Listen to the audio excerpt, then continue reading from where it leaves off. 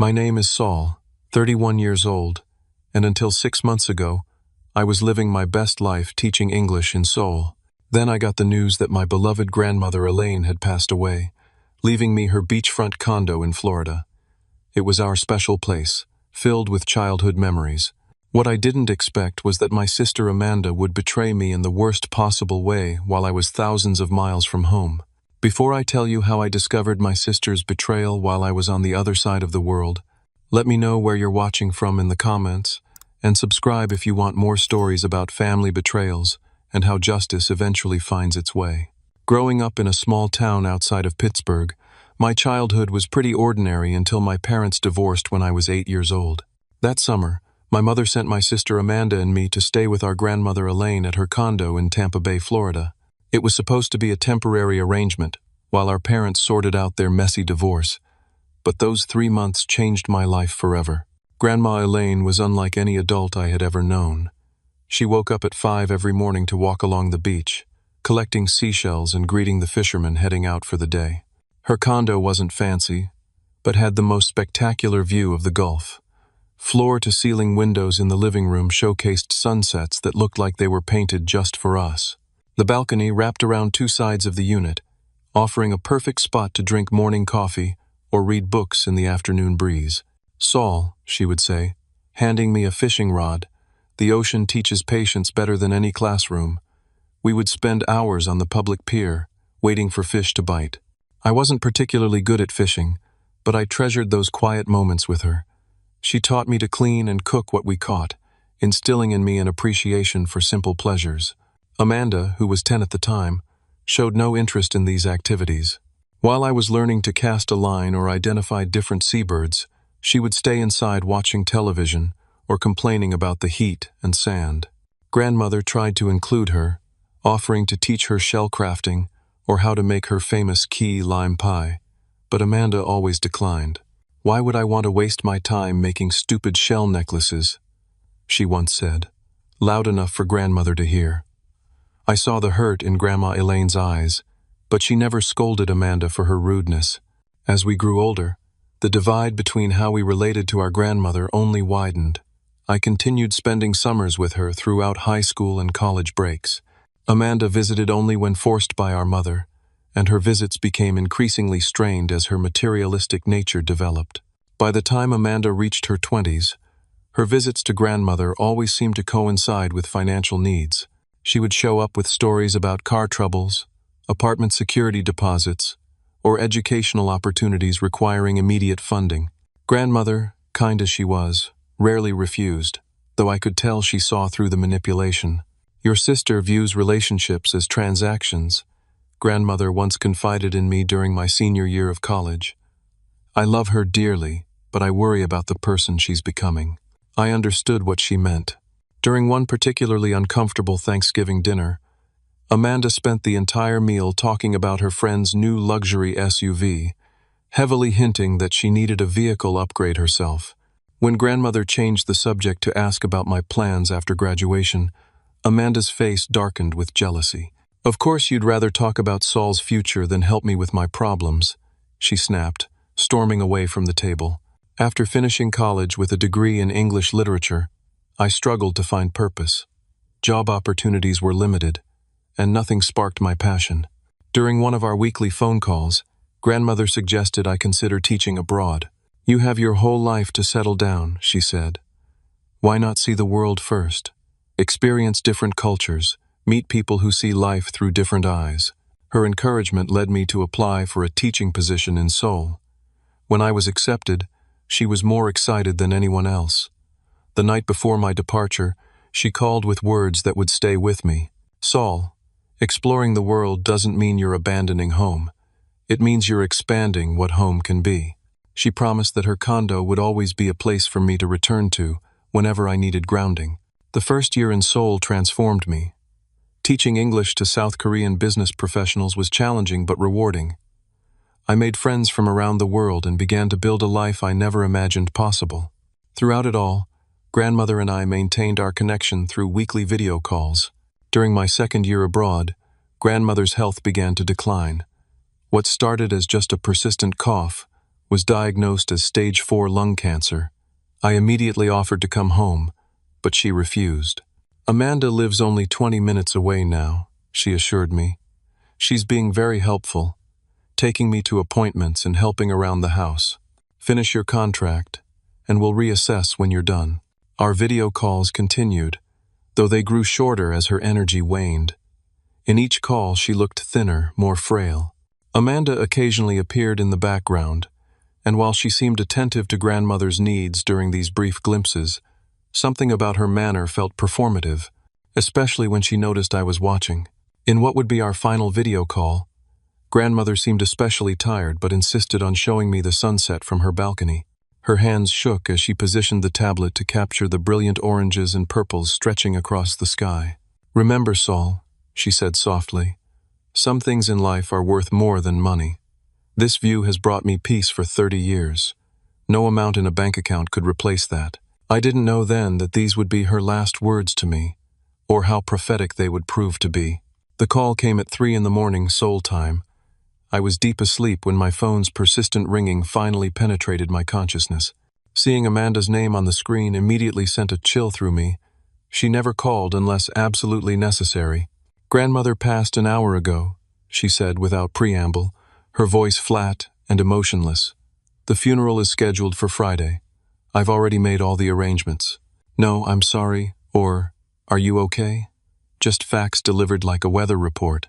I sat in stunned silence, trying to process that grandmother was gone while Amanda continued talking about funeral homes and flower arrangements. "Can you hold the funeral until I can get there?" I asked, already calculating how quickly I could arrange emergency leave and book a flight. "That's not practical," Amanda replied. "The funeral home can only accommodate us on Friday. Besides, your contract doesn't end for another 3 months. It doesn't make sense for you to break it for a 2-hour service." As much as I hated to admit it, there was some truth to her logic.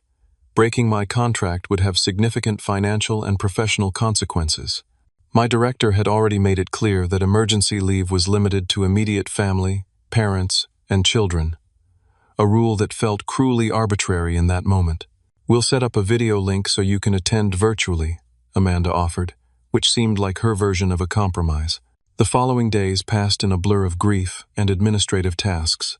My Korean friends noticed my distress but didn't quite understand the depth of my loss. The cultural differences in grieving made me feel even more isolated. I found myself wandering to grandmother's favorite foods whenever I passed Korean seafood restaurants, remembering her delight in trying new recipes I described from my adventures abroad.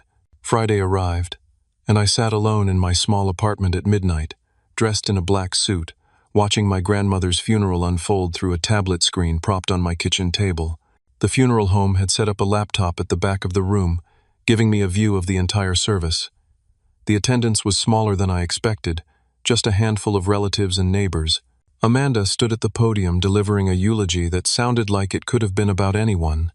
She spoke of grandmother's dedication to family and generous spirit without a single personal anecdote or memory. As she dabbed at dry eyes with a tissue, I noticed her checking her watch twice. Our cousin Thomas approached the screen during the reception afterward, taking the laptop to a quieter corner. "How are you holding up, Saul?" he asked, the first person to actually inquire about my well-being. "Not great," I admitted. "It doesn't feel real from so far away." "Listen," Thomas lowered his voice, glancing over his shoulder. "I don't want to add to your stress, but something feels off with Amanda. She's been talking to a real estate agent who's here.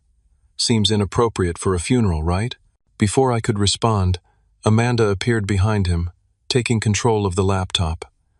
"The attorney is ready for the will reading. I need to take this to the conference room." The virtual reading of the will was attended by only immediate family, Amanda, me, and our mother, who sat silently in the corner looking uncomfortable. Walter Thompson, grandmother's attorney for over 20 years, adjusted his glasses as he prepared to read the document. "To my granddaughter Amanda," he read, "I leave my jewelry collection and the sum of $25,000. Amanda's tight smile didn't reach her eyes. "To my grandson Saul," Walter continued, "I leave my condominium property at Gulf Breeze Towers, including all furnishings and personal items contained therein." The screen froze momentarily, Whether due to connection issues or Amanda's reaction, I couldn't tell. When the image cleared, Amanda was standing, her face flushed with anger. "This has to be a mistake," she said sharply. "Saul doesn't even live in the country. What use does he have for a condo in Florida? I'm the one who took care of her." Walter removed his glasses calmly. "There's no mistake, Amanda. Your grandmother was very clear about her wishes. She also left a personal letter for each beneficiary, explaining her decisions." He held up an envelope with my name written in grandmother's distinctive handwriting. "I'll have this scanned and emailed to you immediately, Saul." An hour later, alone in my apartment with the funeral live stream ended, I opened the email containing grandmother's final words to me. "My dearest Saul, if you're reading this, I've moved on to whatever adventure comes next. Don't grieve too long. I've had a wonderful life, especially the parts I shared with you. I'm leaving you my home because you understand what makes it special. It's not the building or the location, though the sunsets are certainly a bonus. It's the memories and the feeling of peace I found there." Amanda sees the condo as a dollar amount, but you see it as what it truly is, a sanctuary. Whether you choose to live there someday, or simply visit occasionally to remember our times together, I know you'll honor the spirit of the place.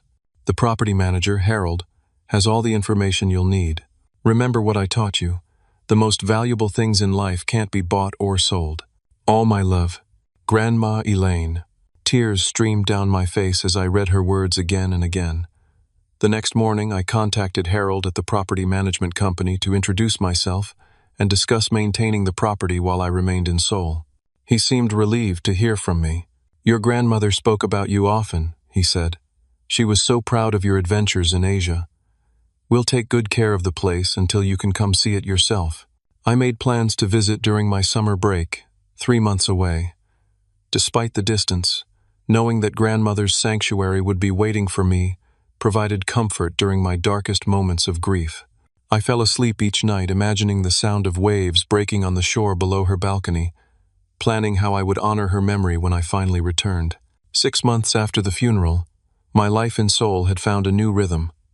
The acute pain of grief had mellowed into a dull ache that flared occasionally when something reminded me of grandmother. My teaching contract was going well, and I'd even started dating a fellow expatriate named Jasmine who taught at a neighboring school. Summer break was approaching, and with it, my planned trip to Florida. I had already booked my flight and arranged for 3 weeks off. Every night, I would fall asleep thinking about walking on grandmother's beach, sorting through her belongings, and connecting with the pieces of her life she had entrusted to me. I even made a detailed list of items I remembered from childhood that I hoped to find. Her collection of hand-painted seashells, the worn recipe book containing her famous key lime pie instructions, and the fishing rod we had used together. Then came the email that shattered everything.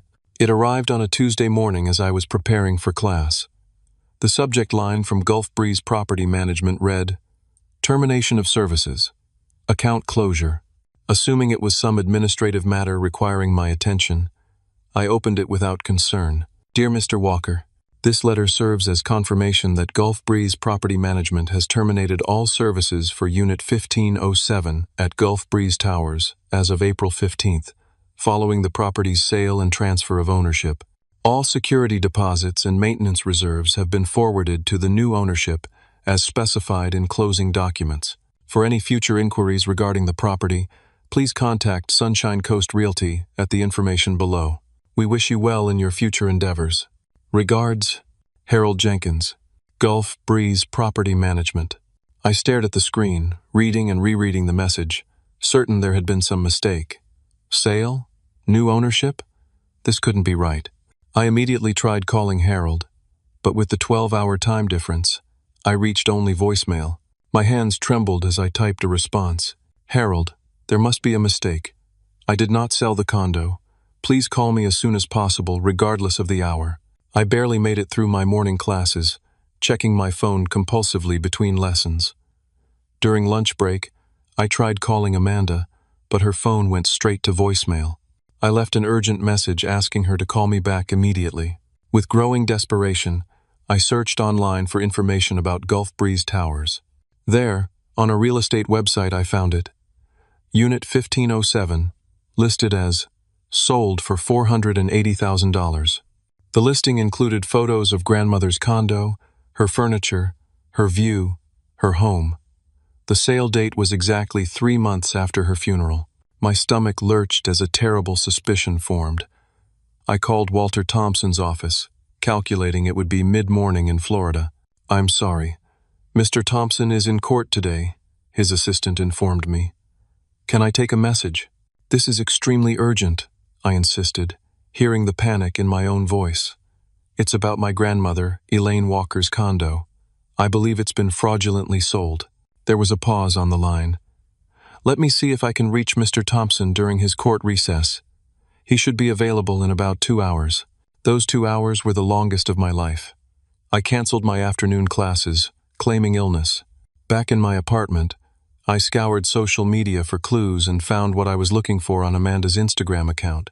Photos, posted over the past 3 months, showed her on a luxury cruise in the Caribbean, posing in front of a brand new BMW, and shopping at high-end stores. The captions made vague references to new beginnings, and finally getting what I deserve. In one particularly infuriating post dated just after the property sale, she posed with champagne, writing, "Home is wherever I choose to make it." When Walter Thompson finally called, I was nearly hysterical. "Saul, slow down," he said after my breathless explanation. "What you're describing is extremely serious. I need you to email me whatever documentation you've received from the property management company." "How could this happen?" I demanded. "The condo was legally mine. How could it be sold without my knowledge or consent?" "That's what we need to determine," Walter replied gravely. "From what you're describing, it sounds like someone may have forged documents or misrepresented themselves as having authority to sell the property. Let me investigate and get back to you." As I waited for Walter's findings, I received a text from Amanda that chilled me to the bone. "We need to talk. Call me." When I called, her voice was casual, almost bored. "So you found out about the condo? Took you long enough." "Amanda, what did you do?" I asked, struggling to keep my voice steady. "I did what grandmother really wanted," she replied coolly. "She never intended for that place to sit empty while you played teacher in Korea. She would have wanted the money to benefit the family. That's not your decision to make. The condo was left to me, not you." "Oh, please," she scoffed. "What were you going to do with it? Visit for 2 weeks a year? Meanwhile, I'm here struggling to make ends meet after spending years taking care of her. Do you know how many doctor's appointments I drove her to? How many medications I managed?" My anger flared. "That was your choice, and it doesn't give you the right to steal from me. How did you even do it? The deed was in my name." There was a slight pause before Amanda replied. "Let's just say I took care of the paperwork. No one questioned it since you were obviously too busy with your exotic life abroad to handle things yourself." "This is fraud, Amanda. It's a crime." Her laugh was sharp. "Good luck proving anything from Seoul. Besides, the money's already been spent. The condo's already been sold to a nice family. Are you really going to try to kick them out? Because that's what would happen if you pursued this. You won't get away with this, I promised." "I already have," she replied before hanging up. I sat in stunned silence, the magnitude of her betrayal washing over me. More than the money, it was the loss of grandmother's sanctuary that cut deepest, too. The place where we had shared so many precious moments, the physical connection to her memory. Through tears of rage and grief, I made a promise to myself and to grandmother's memory. This wasn't over. The 16 hours following Amanda's call were a storm of emotions: shock, betrayal, rage, and beneath it all, a profound sense of loss. I hadn't just lost property. I'd lost my final connection to grandmother. Sleep was impossible. Instead, I paced my small soul apartment, replaying Amanda's dismissive words and calculating what options I had from thousands of miles away. By morning, Walter Thompson had emailed me confirmation of my worst fears. The condo had indeed been sold through what appeared to be fraudulent means. According to county records, he wrote, "The sale was processed using a power of attorney document purportedly signed by you, granting Amanda authority to manage and sell the property on your behalf. I've obtained a copy of this document, and even to my untrained eye, the signature doesn't match the ones I have on file for you from your grandmother's will processing. He attached the power of attorney document, and seeing the crude approximation of my signature sent a wave of nausea through me. Amanda hadn't even tried to make it convincing. With this evidence in hand, I called Amanda again. This time, she answered with an exaggerated sigh. "What now, Saul?" "I'm busy." "I've seen the forged power of attorney," I said, trying to keep my voice steady. "Walter has a copy too. We both know that's not my signature." There was a brief pause before Amanda replied, her tone shifting from annoyed to defensive. "You're making a big deal out of nothing. Grandmother wanted me to have financial security. She just didn't have the courage to tell you directly." "That's a lie," I countered. "She explicitly stated her wishes in her will and in her letter to me. You had no right to take what she wanted me to have." "What she wanted?" Amanda's voice rose sharply. "How would you know what she wanted? You weren't even here. You were off living your exciting life in Korea, while I was changing her bedpans and driving her to chemotherapy appointments. Where were you when she needed someone physically present?" Her words struck a nerve, triggering the guilt I'd been carrying since grandmother's death. Had I abandoned my responsibility by staying abroad during her final months? Amanda, sensing her advantage, pressed on. "The condo was wasted on you. You weren't going to live there. You weren't going to visit more than once a year. Meanwhile, I'm struggling to pay rent 15 minutes away. How is that fair?" "It's not about fair," I argued. "It's about respecting grandmother's wishes and the law. You committed fraud, Amanda. That's a criminal offense." She laughed, but I detected a note of nervousness beneath the bravado. "Good luck proving anything from halfway around the world. No one's going to take the case of some expatriate teacher seriously, especially against a local resident who was the primary caregiver." "I'll hire a lawyer," I threatened. "With what money?" she shot back. "Teaching English in Seoul hardly makes you rich. Meanwhile, I've got access to funds for the best defense attorney in Tampa if needed. Face it, Saul, you're outmatched. Just move on and forget about the condo." "This isn't just about the condo," I said, my voice breaking despite my efforts to remain composed. "It's about what grandmother wanted. It's about the memories that place holds." "Memories don't pay bills," Amanda replied coldly. "Grow up, Saul. This is the real world. People look out for themselves." "Is that what you told yourself while forging my signature? While betraying your own brother?" "Don't be so dramatic. I did what I had to do." "And what about the money?" I asked. $480,000. Where is it now?" "That's none of your business," she snapped. "But if you must know, I've invested it in my future. Something grandmother would have supported if she wasn't so fixated on playing favorites with you." "I'm going to fight this," I promised. "Whatever it takes." Her voice hardened. "Then you're an even bigger fool than I thought. If you pursue this, I'll make sure everyone knows you abandoned grandmother when she needed you most. How do you think that will play with the extended family? With the courts? Drop this, Saul. For your own good." The threat hung in the air before she ended the call. I stood there, phone still pressed to my ear, as if waiting for more of her venom. When I finally set the phone down, my hands were shaking with a mixture of rage and determination. That night, I barely slept. Nightmares of grandmother's condo being dismantled, her treasured possessions discarded, her sanctuary violated, jolted me awake repeatedly. By morning, the fog of shock had lifted, replaced by crystal clarity. I wouldn't let Amanda erase grandmother's final gift to me. I couldn't bring grandmother back, but I could honor her wishes and hold Amanda accountable for her betrayal. With dawn breaking over Seoul's skyline, I made a decision. This wasn't just about reclaiming property or money. This was about justice, about standing up against the manipulation and cruelty that Amanda had wielded so carelessly. Despite the distance, despite the challenges, I would fight. I opened my laptop and began researching international property fraud cases, taking detailed notes on precedents and procedures. Next, I compiled every piece of evidence I had: emails from the property management company, screenshots of Amanda's social media posts showing her sudden wealth, the forged power of attorney document. The odds seemed stacked against me. I was thousands of miles away, with limited financial resources, against a sister who had local presence and access to the fraudulently obtained funds. But I had something stronger on my side: the truth and the determination to see justice done, no matter how long it took. The morning after my confrontation with Amanda, I woke with a sense of purpose that cut through the fog of betrayal and anger.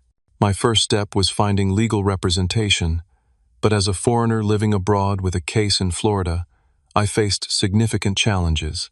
After several discouraged responses from attorneys unwilling to take an international client, a Korean colleague suggested I consult with Lincoln Park, an American lawyer who specialized in overseas property disputes at an international firm with an office in Seoul. I secured an appointment for that evening and spent the day meticulously organizing every scrap of evidence: emails from Harold, the forged power of attorney document Walter had sent, screenshots of Amanda's lavish purchases, and grandmother's letter explaining why she left the condo to me. Lincoln's office was in a sleek high-rise in Gangnam. Despite my teacher's salary barely covering my basic expenses, I knew this consultation would be worth the cost. Lincoln, a middle-aged man with salt and pepper hair and kind eyes behind wire-rimmed glasses, listened intently as I explained the situation. "This is quite the family drama," he said when I finished. "But fortunately for you, your sister made some crucial mistakes." "What do you mean?" I asked, hope flickering for the first time in days. "First, forgery is relatively easy to prove with signature analysis. Second, the paper trail of her sudden wealth immediately following the fraudulent sale creates a compelling narrative. Third, she seems to have been rather brazen about the whole thing, flaunting her new lifestyle on social media, not covering her tracks." He tapped his pen thoughtfully against his legal pad. "However, pursuing this case from overseas presents unique challenges. We'll need someone on the ground in Florida to gather evidence, interview witnesses, and represent your interests locally." "I can't afford to hire multiple lawyers," I admitted. "Let's approach this strategically," Lincoln suggested. "I'll act as your primary counsel, but we'll engage a private investigator in Tampa to collect evidence. It's more cost-effective than having a Florida attorney handle everything." By the end of our meeting, we had developed a plan. Lincoln would handle the international aspects and legal strategy, while Jackson Monroe, a private investigator in Tampa with experience in property fraud cases, would gather local evidence. Within a week, Jackson began sending reports that exceeded my expectations. He discovered that Amanda had not only forged my signature, but had also misrepresented herself to the title company as having my full authorization to handle the sale. He interviewed neighbors who confirmed they'd seen Amanda clearing out items from the condo before the sale: family photographs, artwork, and small furnishings that held sentimental value. Most damning of all, Jackson found the notary who had processed the fraudulent power of attorney document. The young notary admitted she hadn't properly verified identification, taking Amanda's word that she was authorized to sign on my behalf during my extended illness. Another lie Amanda had fabricated. Meanwhile, Walter Thompson had begun his own investigation, feeling partially responsible for not detecting the fraud sooner. He provided Lincoln with original copies of my actual signature from grandmother's will proceedings, which starkly contrasted with the forgery. "Your sister didn't even try to match your signature correctly," Walter told me during a video call, shaking his head. "It's as if she thought no one would check or care." The level of arrogance is astounding. Walter also discovered that Amanda had accessed grandmother's email account after her death, intercepting communications from the property management company that were intended for me. She had effectively created an information blockade, ensuring I remained unaware of what was happening with the condo until the sale was complete and the money secured. With each piece of evidence, our case strengthened. Lincoln prepared documentation for filing civil charges of fraud, forgery, and conversion of property. Walter, now fully committed to rectifying the situation, worked with local authorities to explore potential criminal charges. Throughout this process, I continued teaching, though my students undoubtedly noticed my distraction. Jasmine, my girlfriend, became my emotional anchor, listening to my frustrated rants and reminding me to eat when I became too absorbed in case details. "Remember why you're doing this," she would say. "It's not just about the money or even the property. It's about honoring your grandmother's wishes." Her words resonated deeply. When exhaustion threatened to overwhelm me, or when the legal complexities seemed insurmountable, I would reread grandmother's letter, reconnecting with her wisdom and love. In those moments, I could almost hear her voice urging me forward, reminding me that some battles are worth fighting, regardless of their difficulty. 2 months into our legal preparations, Jackson made a breakthrough that shifted the case dramatically in our favor. He located the real estate agent who had handled the condo sale, and, through careful conversation, learned that she had felt uneasy about certain aspects of the transaction. Amanda was pushy about completing the sale quickly, Jackson reported. The agent thought it was odd that the owner's brother was nowhere to be seen, especially given the property's significant value. She raised concerns, but Amanda produced the power of attorney and insisted everything was above board. Most significantly, the agent had saved all correspondence with Amanda, including emails where Amanda explicitly claimed to be acting on my behalf with my full knowledge and consent, written evidence of her deliberate misrepresentation. Armed with this growing mountain of evidence, Lincoln filed for a temporary injunction to freeze the proceeds from the condo sale that remained in Amanda's accounts.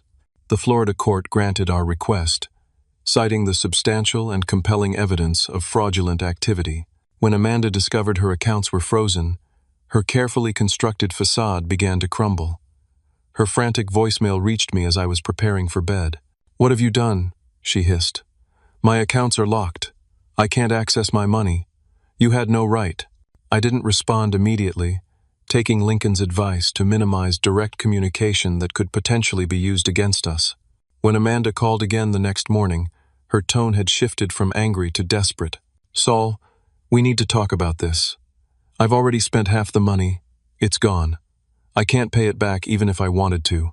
"Then you should have thought about that before stealing from me," I replied calmly. "It wasn't stealing. It was redistributing what grandmother should have divided fairly in the first place." "That's for the courts to decide now," I said, ending the call. As our case built momentum, I found myself reflecting on grandmother's final letter to me. "The most valuable things in life can't be bought or sold," she had written. In pursuing justice, I wasn't just fighting for a property or money.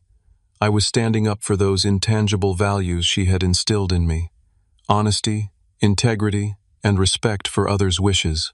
With the court date approaching, and my summer break still 2 months away, Lincoln arranged for me to provide testimony via video conference for the initial hearings.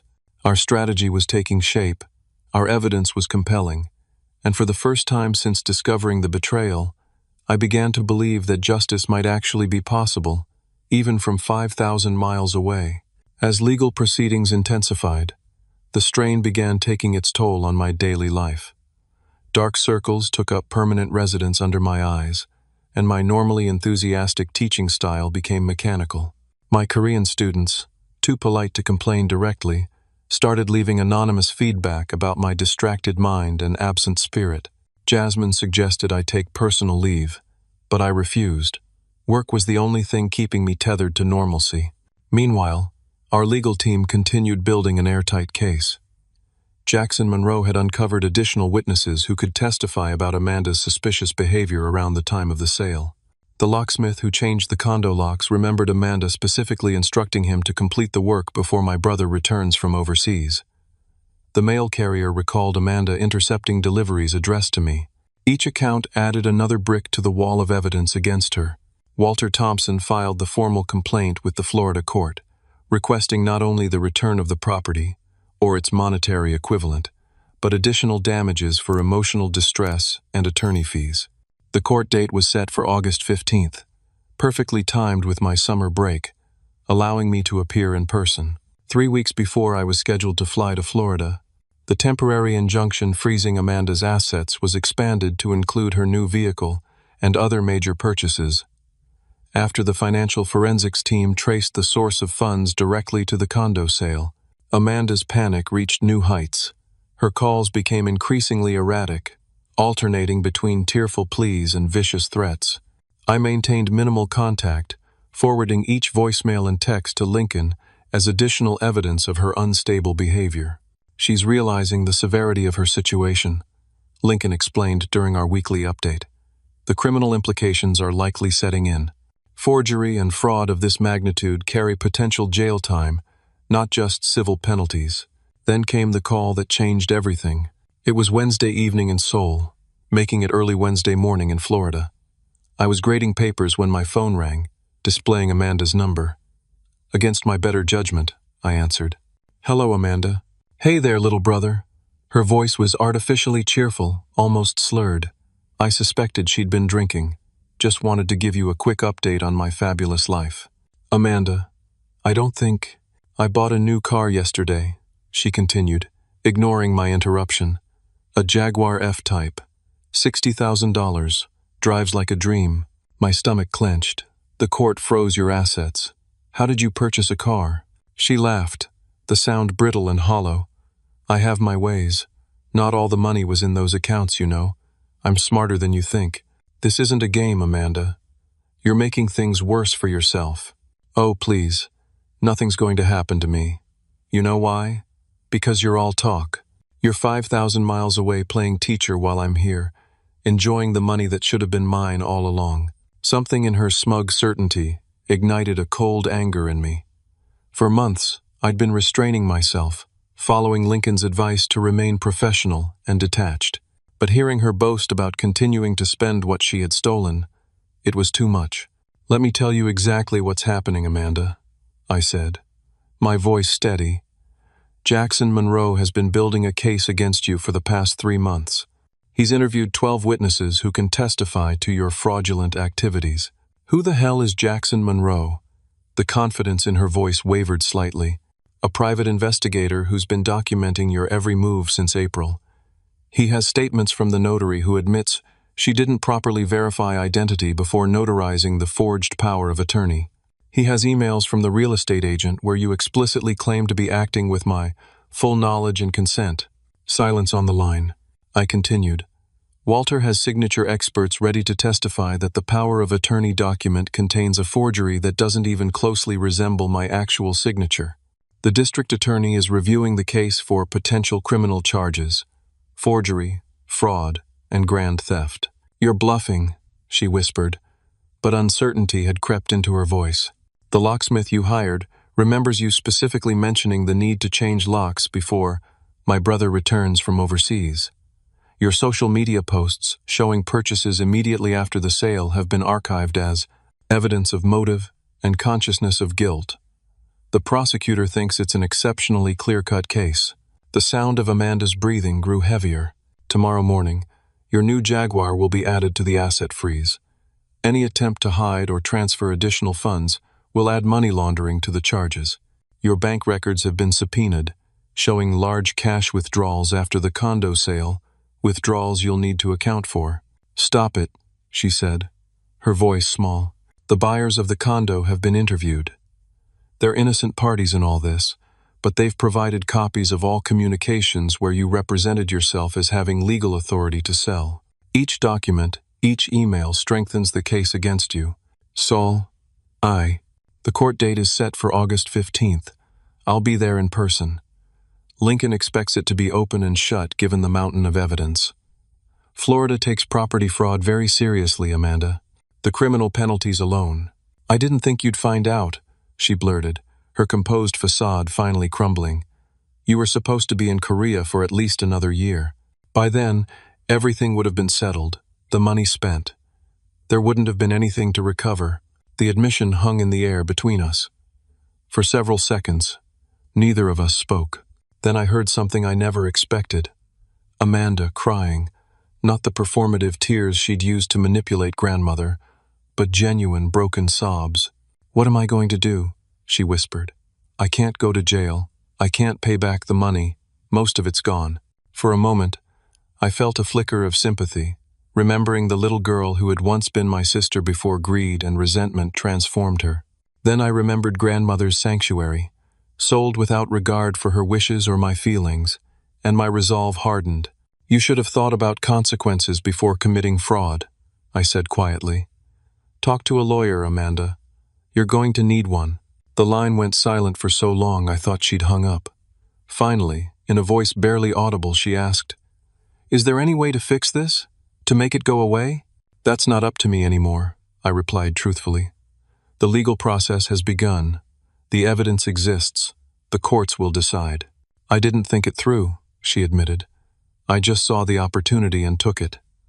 I convinced myself you didn't deserve the condo, that grandmother had made a mistake. It wasn't your decision to make. I know that now. Another long pause.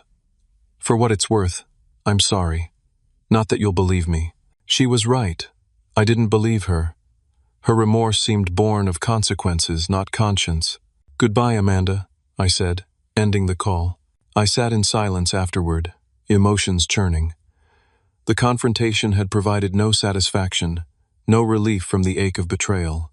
Instead, I felt hollow, drained by the knowledge that whatever happened next, our sibling relationship was irreparably damaged. Even if the legal battle ended in my favor, we had both lost something that could never be recovered.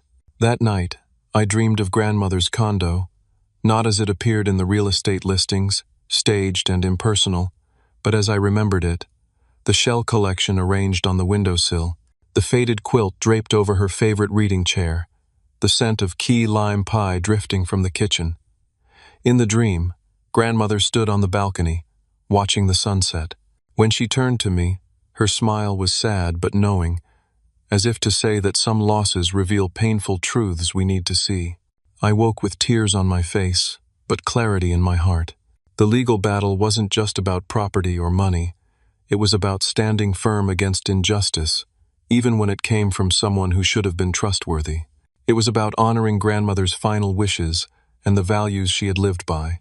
The journey was far from over, but the turning point had come. Amanda now understood the full consequences of her actions.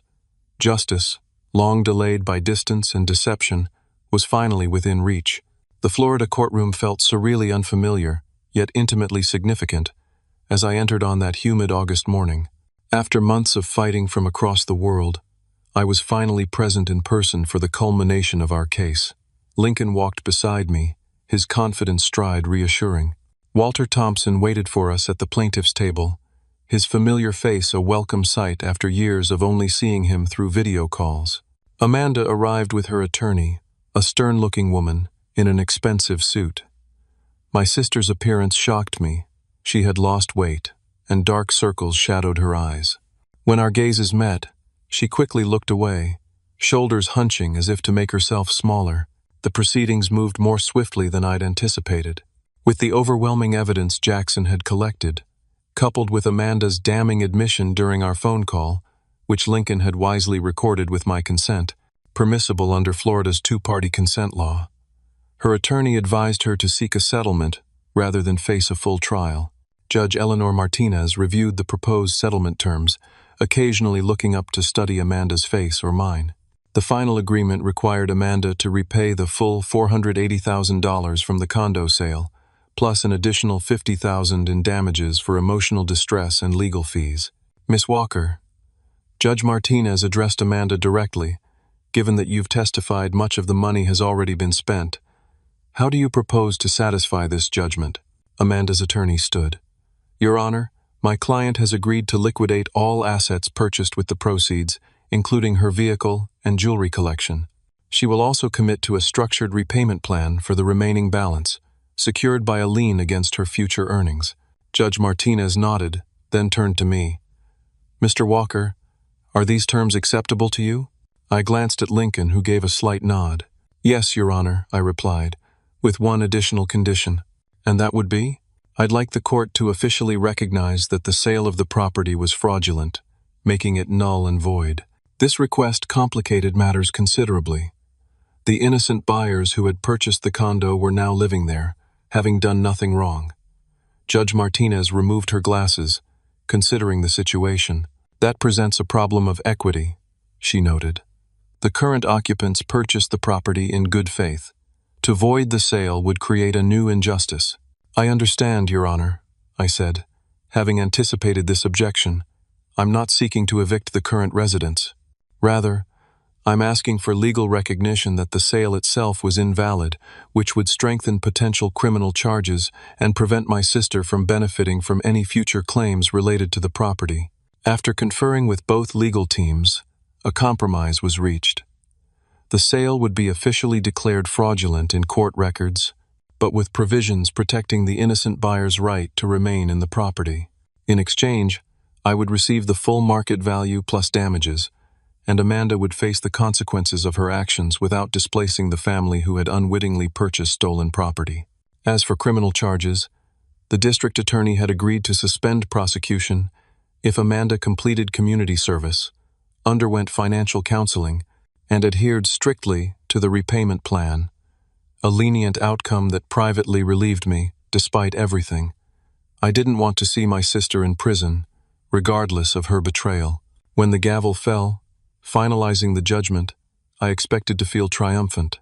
Instead, a complex mixture of emotions washed over me. Relief that justice had been served, sadness for what our family relationship had become, and a lingering sense of loss for grandmother's sanctuary that could never truly be replaced. Amanda approached me as we exited the courtroom, her attorney hovering protectively nearby. "I know you probably hate me," she began, her voice barely audible. "I don't hate you, Amanda," I replied honestly. "I'm disappointed and hurt, but hate requires energy I'm not willing to spend anymore." She nodded, eyes downcast. "I didn't think about what the condo meant to you. I only saw dollar signs. That's why grandmother left it to me in the first place," I said. "She knew I valued the memories more than the money. She was right about both of us." Amanda's admission surprised me with its self-awareness. "I'm going to pay back every cent, Saul. It will take time, but I'll do it." "I believe you," I said, though I wasn't entirely sure I did. "And the things I took from the condo before selling it, grandmother's recipe book, the shell collection, some photo albums, they're in storage. They're yours. I'll have them delivered to Walter's office." This unexpected gesture touched me more deeply than I could express. Those irreplaceable items contained the essence of my memories with grandmother, something no monetary settlement could restore. "Thank you," I managed, my throat tight with emotion. With the legal battle resolved, I spent my remaining time in Florida, collecting grandmother's personal effects from storage and visiting her favorite places, the pier where we'd fished, the beach where we'd collected shells, the small cafe where she'd introduced me to key lime pie. At each location, I felt her presence, not as a ghost, but as the accumulated wisdom and love she had poured into our relationship. Before returning to Seoul, I made one final visit to the condo, having arranged this with the new owners through Walter. Standing on the familiar balcony, watching the sunset paint the gulf in shades of orange and purple, I remembered grandmother's words. "Some things in life are worth more than money." She had been right. The view remained breathtaking, but what made it truly valuable were the memories attached to it, memories I carried within me, regardless of who owned the physical space. Back in Seoul, I resumed teaching with renewed focus. The settlement money remained largely untouched in an investment account, except for a portion I used to establish a small scholarship in grandmother's name at the local community college, where she had taken painting classes in her retirement years. In the months that followed, Amanda stayed true to her word, making regular payments according to the settlement terms. Our communication remained minimal but civil, neither of us ready for reconciliation, but both acknowledging that the worst was behind us. The experience had changed me. I became more assertive in standing up for what was right, more aware of the importance of clear documentation, and paradoxically, more appreciative of the intangible legacies that can't be stolen or sold. Grandmother had given me far more than a condo. She had given me values, memories, and eventually, the strength to defend them. During my last video call with Walter to finalize some paperwork, he shared a thought that stayed with me. "Your grandmother would be proud of how you handled this, Saul," he said.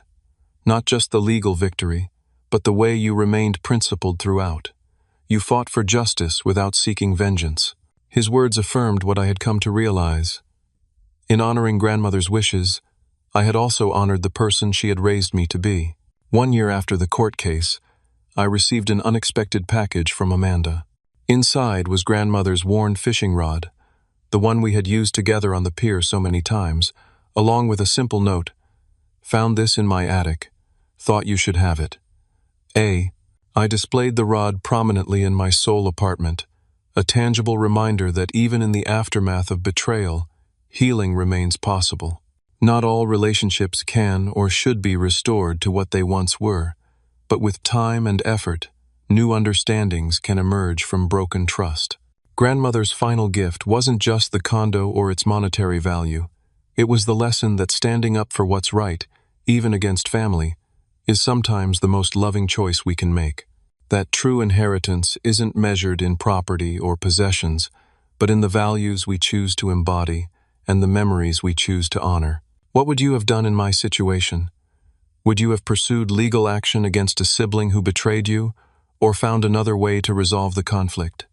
Share your thoughts in the comments below. If this story resonated with you, please like and subscribe for more real-life experiences about family challenges and the path to healing. And remember, sometimes the most valuable inheritance isn't what's written in a will, but the wisdom passed from one generation to the next. Thank you for listening to my story, and may you find strength in your own family journeys.